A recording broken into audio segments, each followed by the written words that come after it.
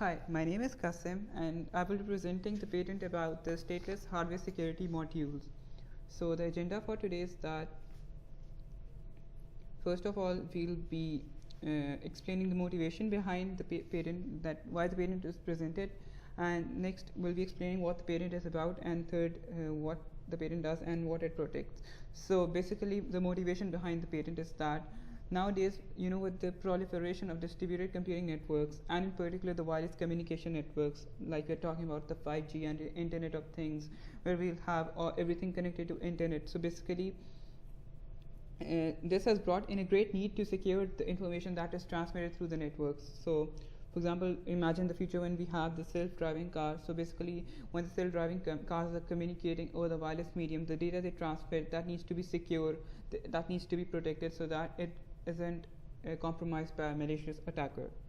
The second motivation is that the existing SSL protocols and other protocols provide high level of security for sending the data between the client and the server. However, there's an increased sophistication of hackers and the authors of computer viruses out there. So there is a possibility that the security of these devices may be compromised. For example, a virus running on a computer may be able to access the data that's stored in the computer memory, and it may transmit the data, the sensitive information, to a third party. So these are basically some of the motivations behind this patent. That's the stateless hardware security module. So what's the patent about?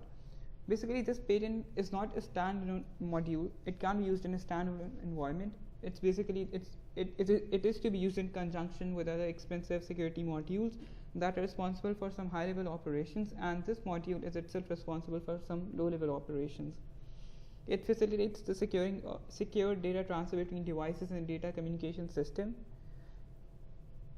It also may communicate with other devices via secure communication channel to securely transfer information between the client device and another device. And so basically, when we have this secure channel established, we can transmit the secure information such as cryptographic keys between the devices. It also doesn't need to maintain the state information for the key it uses.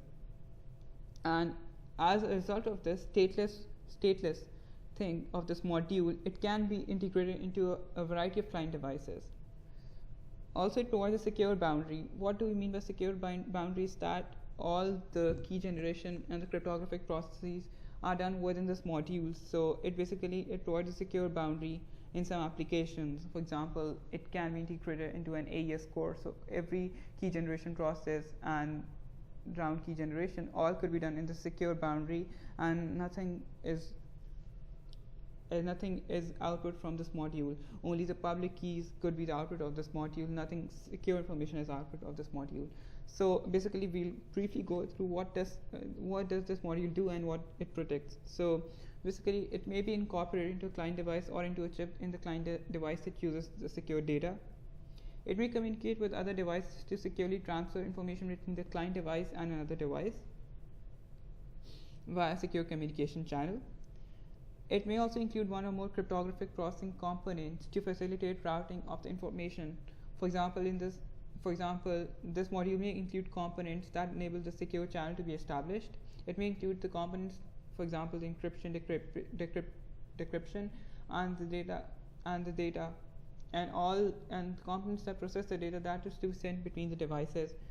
And for example, it may also support a limited set of key management operations to facilitate the routing information between the client device and another device.